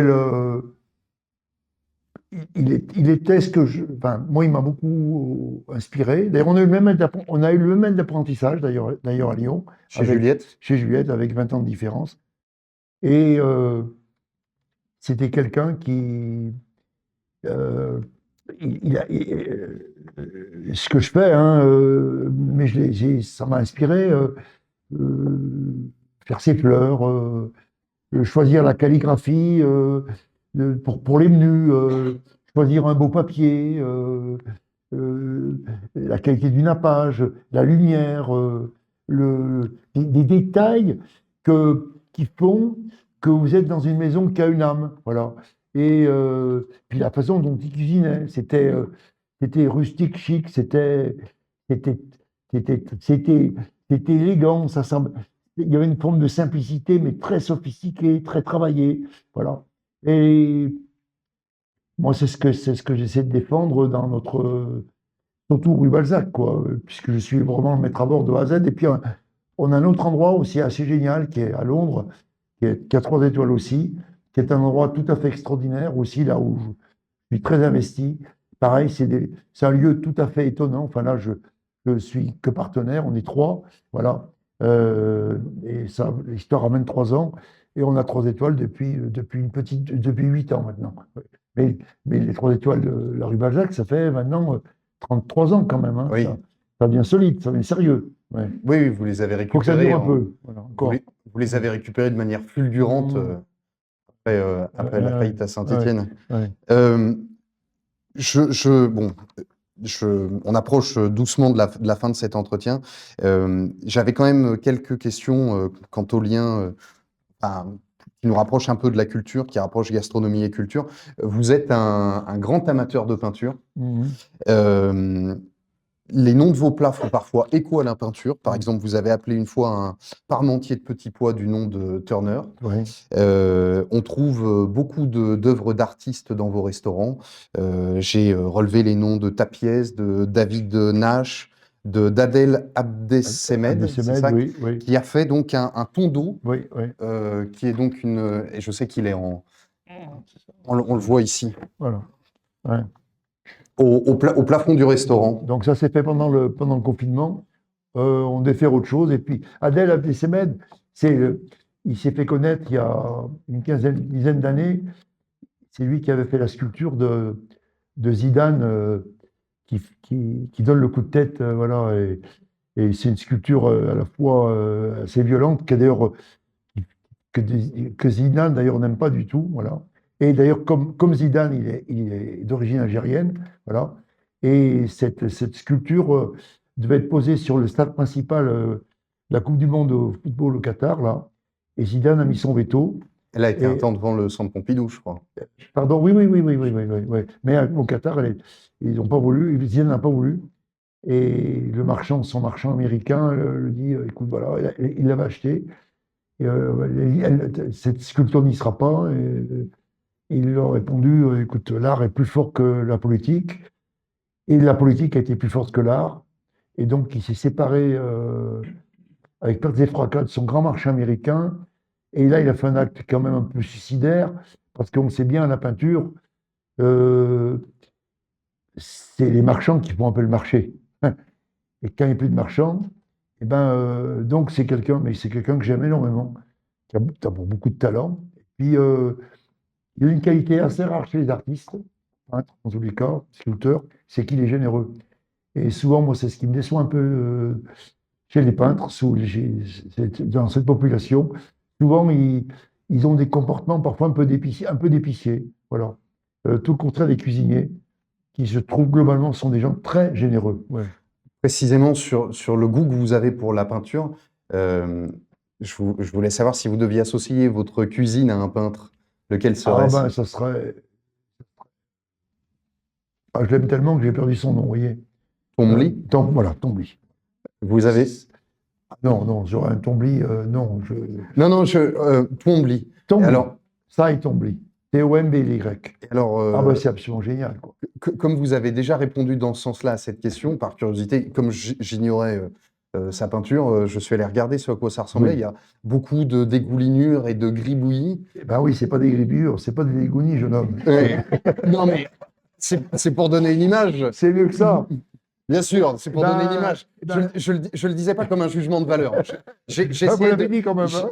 Non, je le disais pour le rendre visuel pour le public. Mais Alors, il y en a sûrement qui connaissent. Ça est Tombly, non, mais c'est comme Tapies, c'est comme Barcelo, c'est comme Pollock, c'est comme Rauschenberg. C'est-à-dire que c'est le geste à l'état pur, c'est leur âme qui parle, c'est ce que enfin, je crois que c'est ce que je suis en cuisine, j'essaye, quoi. Seulement, moi, je suis rattaché à des produits qu'effectivement on doit reconnaître, mais c'est autre chose, quoi. Alors que c'est un très grand. Il sait dessiner, hein, il sait faire un chien et un cheval, hein, et un nu. Mais c'est l'au-delà. Il parle à l'au-delà. C'est autre chose. C'est métaphysique, c'est autre chose, quoi. Mais on peut ne pas aimer, ou pas comprendre. Mais moi, je comprends. non, mais encore une fois, ça n'était pas un jugement Non, de valeur. C'était purement descriptif. Au contraire, d'ailleurs. C'est une peinture géniale. Est-ce que vous avez le souvenir, dans un musée, de vous être trouvé devant une toile qui vous a ouvert l'appétit? Enfin, Tombly. Lui, c'est le cas. Tombly, enfin, sur notre registre, Turner, mais c'est pareil, ça. On peut aimer on peut aimer la tête de veau et on peut aimer sushi et aimer un homard au tilleul. Voilà, la peinture, c'est pareil. Il y a des choses qu'on aime moins, effectivement, mais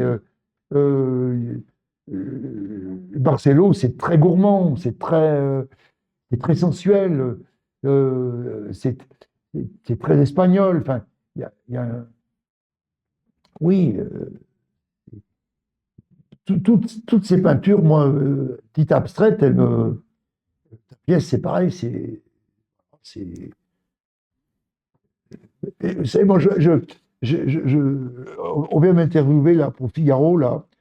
Alors, ils interviewent pour les 200 ans du Figaro, ils font un spécial vin et ils demandent à des gens racontez votre plus belle expérience avec le vin. Bon, alors moi d'abord, moi le vin, j'ai mal goûté pendant des années, mais il y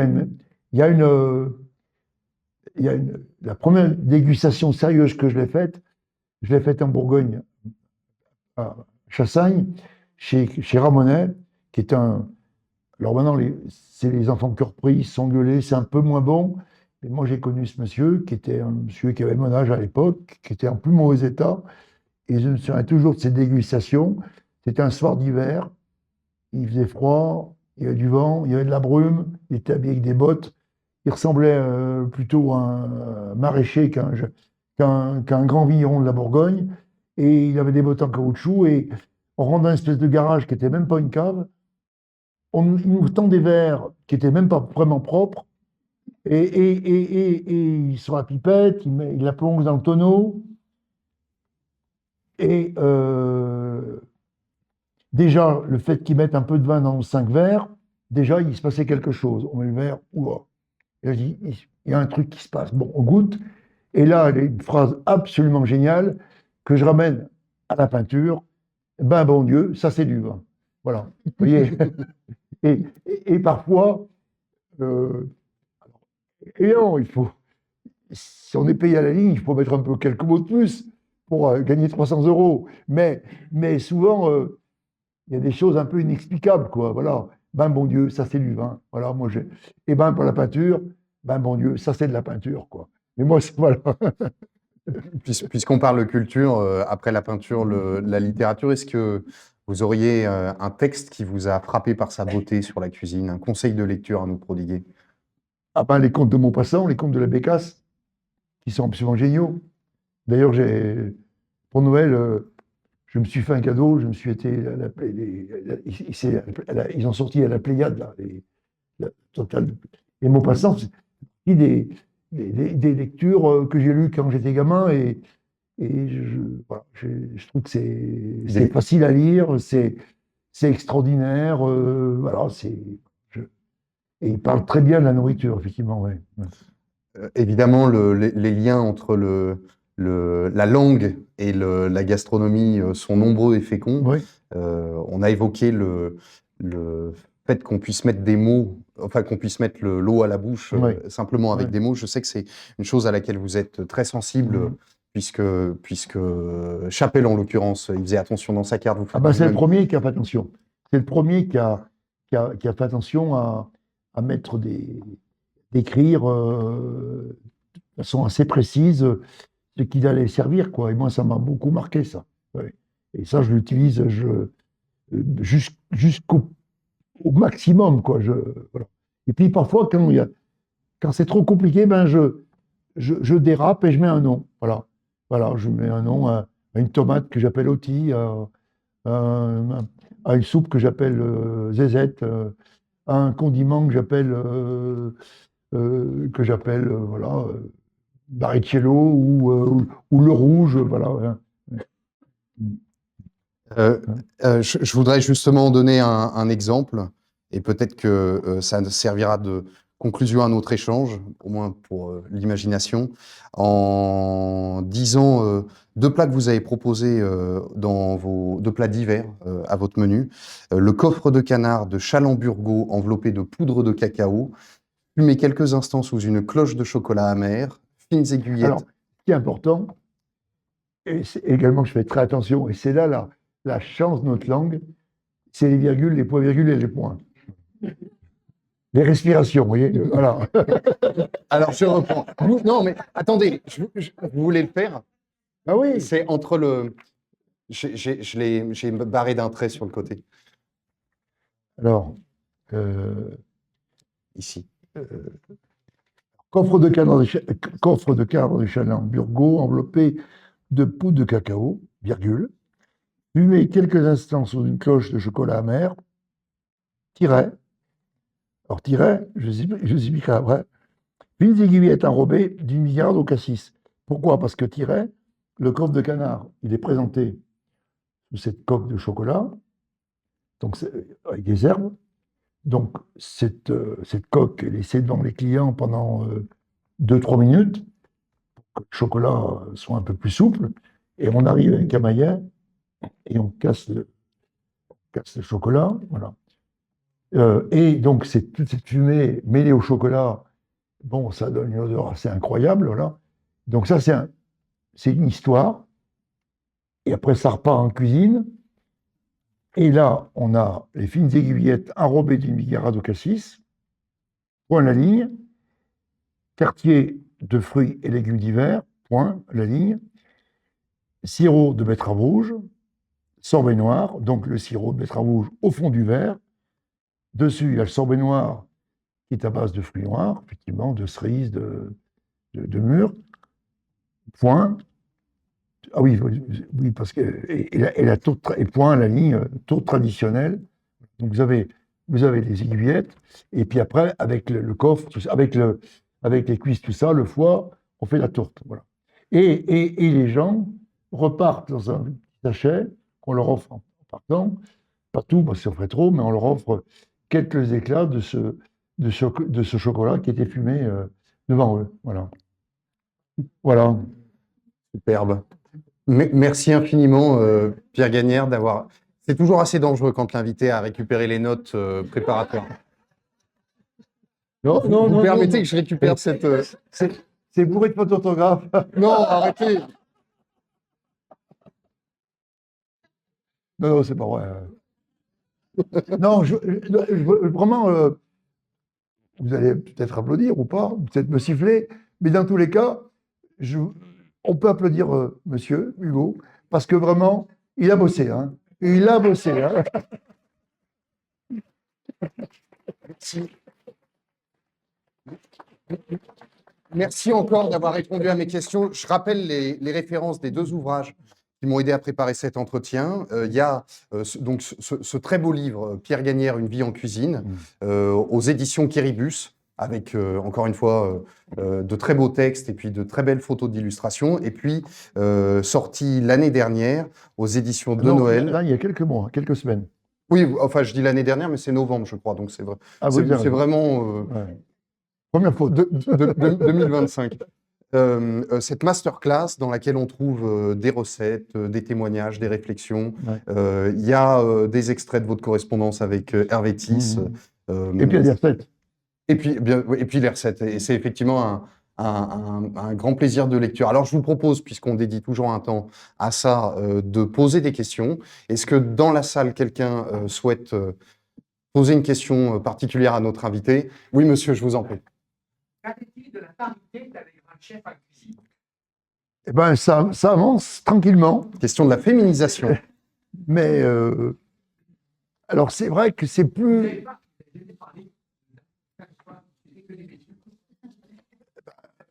Il se trouve que mes copains, c'est les messieurs. Non, mais ça arrive. Surtout en pâtisserie, il y a beaucoup de femmes. Moi en cuisine, et bizarrement, la parité est beaucoup plus. Même d'ailleurs, à l'inverse, il y a beaucoup de femmes dans notre restaurant de Londres. Parce que il y a des Australiens, il y a des Australiennes, il y a beaucoup de gens de pays anglo-saxons, des Écossaises. C'est beaucoup plus rentré dans le.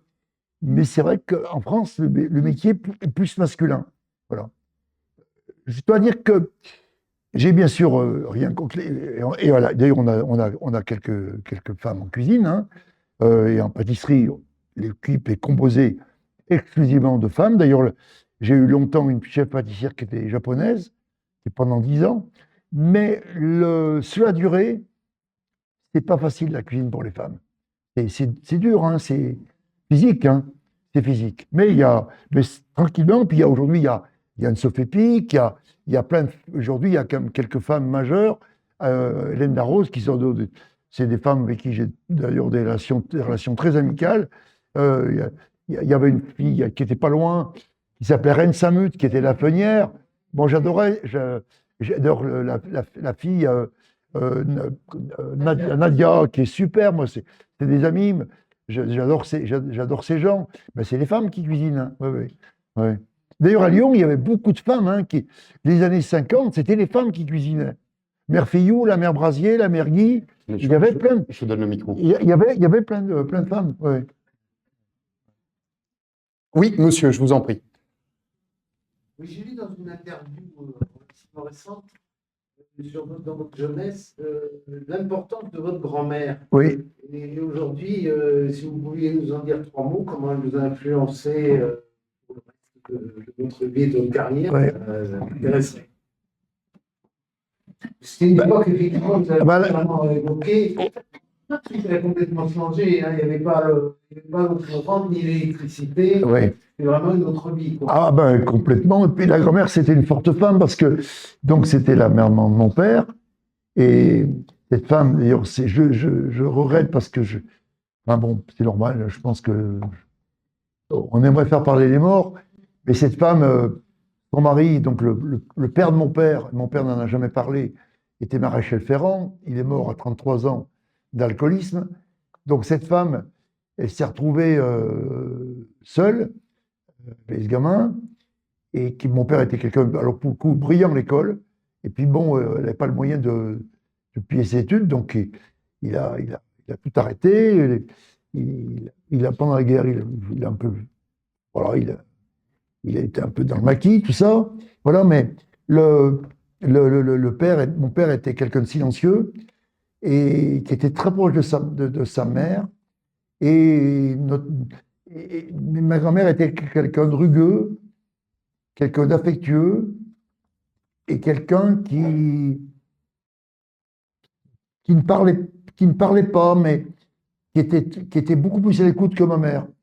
Ma mère était d'un petit milieu, petit bourgeois. Elle était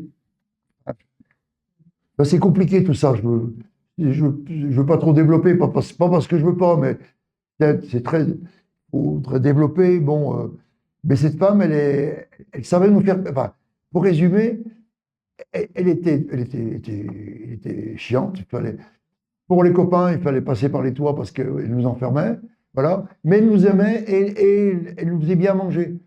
Elle cuisinait pour nous, alors que ma mère n'a jamais cuisiné. Ma mère, je n'ai jamais vu ma mère cuisiner. Jamais. Jamais. Et on ne savait pas si c'était le mot gourmandise à la maison. Alors que mon père a un restaurant étoilé quand même, vous voyez. Mais il faisait un métier. Comme il disait, il faisait sa spécialité, parce qu'à l'époque, on parlait de spécialité, il faisait on appelait ça un jambon au chon de micelle. Ce jambon qui était fait avec un très joli, un très bon porc, qui était buclé à la paille de seigle. Donc c'était ces jambons étaient mis dans une salaison pendant un certain nombre de jours, dans des flux. D'ailleurs, j'ai jamais pu reproduire ce que faisait mon père, parce qu'il avait le truc avec le sel. Il m'a bien sûr pas expliqué. D'ailleurs, je crois que ça ne s'expliquait pas. D'ailleurs, ma cuisine, ça va être un peu le problème. Il n'y a pas beaucoup de recettes. Les recettes, c'est un peu un travail d'école, là. Mais moi, ça m'emmerde, les recettes. Donc, ce sel cuisait le jambon. Ce jambon, il faisait à peu près pour 30 personnes, 40 personnes. Le dimanche, il en cuisait 3. Et il disait, à qui veut l'entendre, avec ces jambons, j'élève mes enfants. Voilà. Donc, c'était pas du tout de la poésie, mais c'était très bon. Voilà. Mais c'était un métier. Voilà. Alors que moi, c'est un acte de foi. Et ma grand-mère, elle, c'était autre chose. C'était autre chose. C'était effectivement, d'un côté très dur, elle savait faire plaisir, ce que ne savait pas faire mon père. Et ma mère, pas du tout. Oui, au fond, je vous en prie. Vous travaillez parfois avec des mixologues, c'est-à-dire les maîtres artisans des cocktails. Non, enfin, oui et non. Je l'ai fait à une époque, oui, pour un moment très précis. J'ai rien contre, mais si vous voulez, la mixologie, elle est vraiment intéressant dans les grands hôtels. À Londres, par exemple, on a des mixologues. Voilà.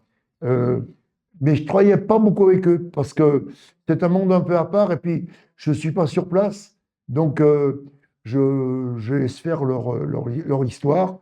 Mais c'est pas. Puis bon, j'aime pas trop les cocktails. À vrai dire, j'aime pas trop les cocktails. Je trouve que ça vous plombe la tête, quoi. Moi, je préfère un bon verre de Chassagne ou un verre de Condrieu, voilà, ou un Cotodex, voilà. Et c'est parfait. Hein. Allez, une dernière. Ah bah, je vois en plus que oui, je vous en prie, Ouais. madame. Une bibliothèque avec des livres anciens. Non, pas du tout. Pas de livre ancien. Non, pas du tout. Oui, bah, on va prendre les 2 dernières questions alors peut-être. Je voulais savoir ce qui vous a poussé à ouvrir autant de restaurants, notamment à l'étranger. Si c'était votre souci de renouvellement ou votre souci de transmission. Alors, je vais être très honnête, ni l'un ni l'autre. Un, je pensais être quelqu'un de pas organisé, de pas gailleux. Et c'est un défi pour moi d'ouvrir des choses gérées à distance. Et j'y suis arrivé. Et la deuxième raison, mais qui est venue vraiment après, mais qui quand même s'est révélée importante, et pas essentielle, mais importante, un restaurant comme le nôtre, rue Balzac, c'est 52 employés, pour à peu près 70, 75, parfois 80 couverts par jour. Il nous reste des marges extrêmement réduites. Voilà. Donc, si je ne fais pas ça, je ne peux pas me reconstruire à titre personnel. Avec ces voyages où j'ai pris un risque, parce que j'étais loin, donc le Michelin savait que j'étais pas là. Donc j'avais intérêt à bien m'organiser et à bien structurer mon truc pour pas péter les plombs, parce que c'est aussi le danger. Vous voyez, ce soir je suis là, je suis avec vous. Je suis pas en train de penser à Pierre, Paul et Jacques. Vous voyez, je leur ferai tout à l'heure quand je serai tranquille. Je vais revenir aux affaires courantes. J'ai réussi à bien structurer dans ma tête les différentes activités. Et c'est vrai que ces voyages m'ont permis voilà, de pouvoir, à titre personnel, acquérir quelques biens qui, a priori, devraient me mettre à l'abri. Voilà. D'ailleurs, donc, c'est aussi financier, bien sûr. Ouais. D'ailleurs, on peut préciser, j'imagine que c'est toujours le cas, je crois que votre restaurant à Dubaï est le seul restaurant qui a 3 étoiles au Michelin de toute la région. Non, enfin, 3 étoiles. Il n'y a pas de Michelin à Dubaï. S'il y a un Michelin, alors, bizarrement, à Dubaï, nous n'avons rien. Non. Ah bon? Non, on n'a rien. On est très bien coté. Mais alors là, là, pour le coup, c'est les bizarreries du. Non. On est très bien coté par des guides locaux.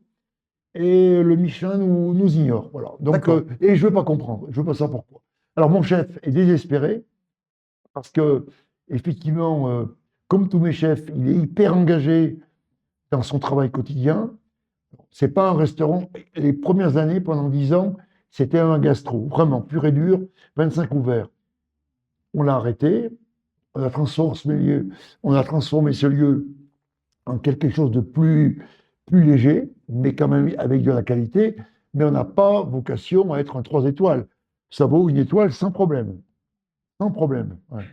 Allez, monsieur, je vous en prie pour une question. Merci, mesdames, messieurs, meilleurs vœux. Merci pour ce très bel, on est encore dans les temps, merci pour ce très bel entretien et merci à vous, chef, pour votre précieux parcours de vie. Moi, je me demandais, est-ce que vous vous êtes déjà retrouvé à servir des figures internationales, puisque vous nous représentez quand même au monde dans pas mal de pays, donc à faire ce qu'on appelle la gastrodiplomatie. Je ne sais pas quel est votre rapport à ce terme, mais c'est-à-dire la diplomatie par la science. Oui. Et est-ce que vous pensez, au regard de notre contexte international, qu'il ne faudrait pas que les gens mangent un peu plus chez vous aussi? Oui, on en fait.